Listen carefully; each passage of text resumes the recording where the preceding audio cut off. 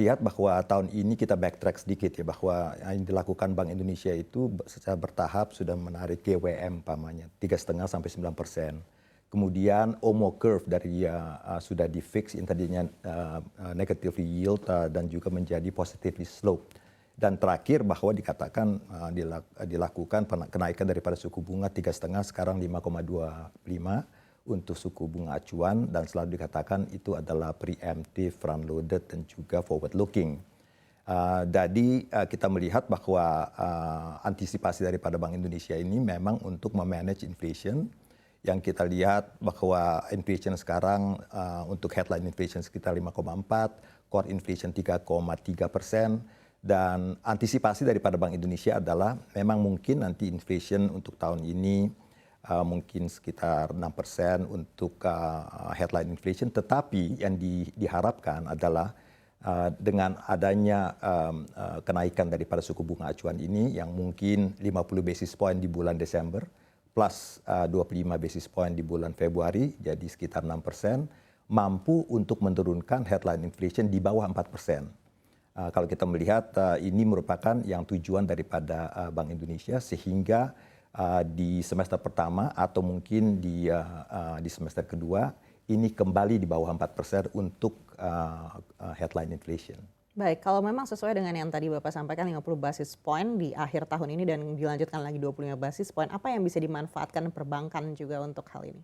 Kita melihat bahwa dengan adanya forward looking statement ini dan clarity daripada Bank Indonesia, kalau kita melihat dari take aside global volatility dari the Fed dan apa yang akan dilakukan Fed untuk terminal rate di US, tapi kita melihat bahwa untuk Indonesia current account surplus will continue.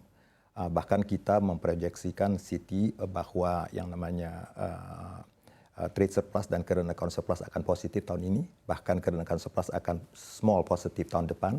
Dan kemudian kedua, kita melihat capex investment sudah naik dan consumption juga cukup naik, sehingga kalau kita proyeksikan dengan adanya 3 cushion ini untuk ekonomi Indonesia, great trade surplus, kemudian investment dan juga consumption, kita yakin bahwa double digit credit yang diproyeksikan untuk tahun depan itu bisa tercapai. Baik. Dan tadi Bapak sampaikan 50 basis point dan 25 basis point. Sementara kalau kita mendengar dari FOMC, The Fed ini kemungkinan akan lebih dovish begitu di akhir tahun ini, begitu. Mungkin akan dilanjutkan lagi di 2023 nanti, tapi mungkin tidak akan seagresif di bulan-bulan sebelumnya begitu. Apakah memang urgensi untuk menaikkan 50 basis point dan 25 basis point ini harus dicapai oleh Bank Indonesia? Jadi harus ada alignment antara apa yang akan dilakukan oleh The Fed dan juga dengan Bank Indonesia. Kalau kita melihat The Fed itu mereka mulai melakukan 3-step pivot ya. Jadi pivot yang pertama adalah mereka bukan lagi outsize tetapi akan menaikkan lebih kecil lagi. Jadi istilahnya 50 is the new 75, 25 is the new 50. Itu yang pertama-tama, sehingga kita expect bahwa untuk bulan Desember ini menjadi 50 basis points.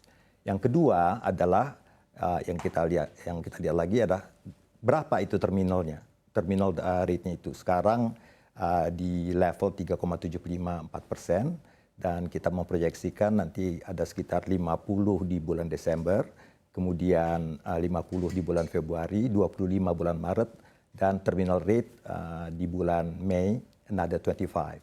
Sehingga terminal rate yang kita proyeksikan sekitar 5 sampai 5,25%. Jadi itu yang diproyeksikan oleh The Fed yang akan align dengan apa yang dilakukan di Indonesia.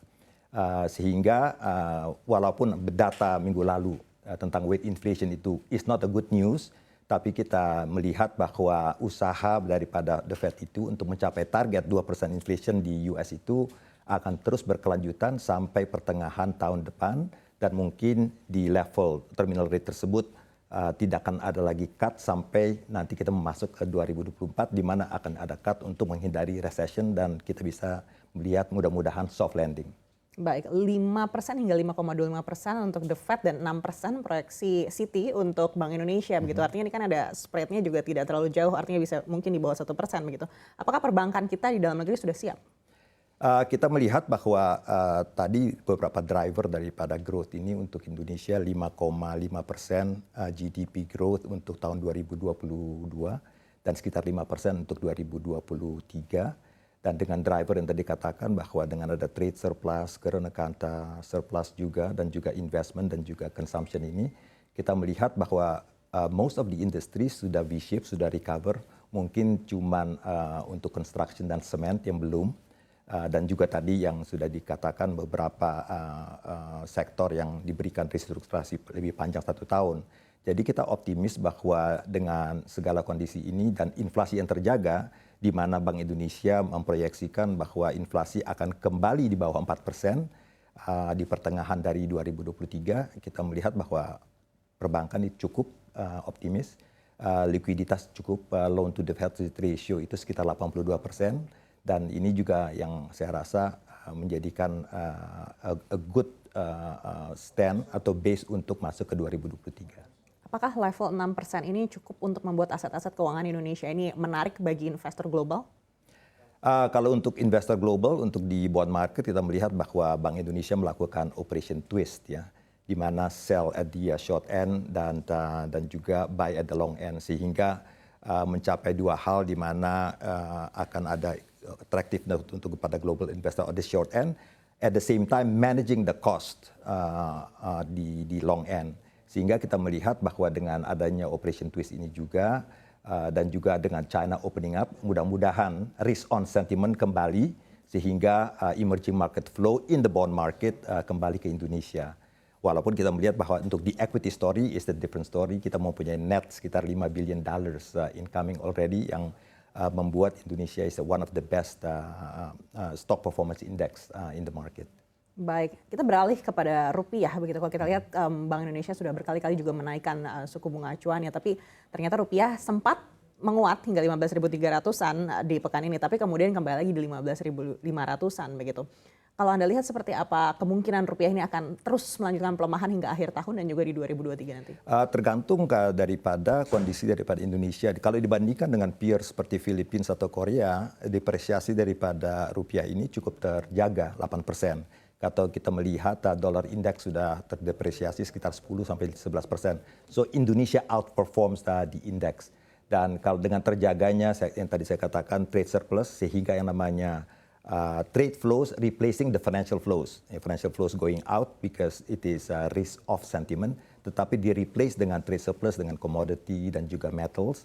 Ini membuat offset buat Indonesia yang membuat Indonesia uniquely positioned in the region versus dengan peers-nya yang tadi saya katakan banyak Korea Selatan dan juga dengan Filipina, sehingga cukup terjaga. Sehingga dengan demikian kita mengharapkan ditambah dengan opening up daripada China ini akan membuat risk on sentiment mungkin di pertengahan dari tahun 2023. Baik, di Citi sendiri saat ini keadaannya seperti apa Pak Batara? Apakah kebutuhan dolar AS ini juga cukup urgent?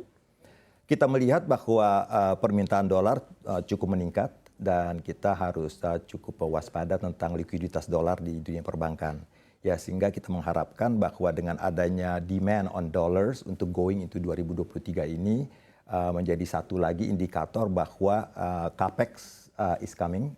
Biasanya kalau umpamanya untuk growth daripada kredit itu working capital dulu baru capex. Tapi kita melihat bahwa dua-duanya sekarang, apakah itu working capital demand ataupun juga dengan capex demand itu baik di rupiah dan juga di US dollar itu cukup meningkat. Baik, jika likuiditas dolar AS ini ke depannya akan semakin menipis di Indonesia, lalu seperti apa kesiapan dari Citi dan kira-kira mitigasi seperti apa yang sudah disiapkan? Yang membuat Citi agak berbeda dengan bank-bank lain adalah we are big in the multinational business. Sehingga multinational business is our bread and butter. Sehingga kita melihat apakah itu multinational business di Asia, multinational business di Europe, Middle East, and Africa, ataupun di North America, yang selalu membawakan likuiditas dolar ke Indonesia. Baik itu dalam bentuk trade flow ataupun dalam bentuk investment flow. Sehingga kita melihat bahwa attractiveness daripada Indonesia untuk investment destination ini untuk Asian names, ya, baik itu dari Korea, Taiwan, China itu diharapkan terus untuk investasi di Indonesia, baik itu dalam bentuk EV atau dalam bentuk manufacturing. Jadi itu yang kita harapkan bahwa likuiditas itu akan tetap terjaga kalau kita bisa menunjukkan bahwa kepada multinational names dan investor flow untuk tetap membuat Indonesia sebagai destination of investment. Baik, demand dolar AS di Citi sendiri ini paling banyak diminati oleh sektor apa Pak saat ini? Macam-macam ya. Jadi bisa juga di manufacturing, bisa juga di beberapa sektor yang lain ya untuk consumers. Tapi kita melihat demand ini juga tetap ada dua, di working capital dan juga di investment.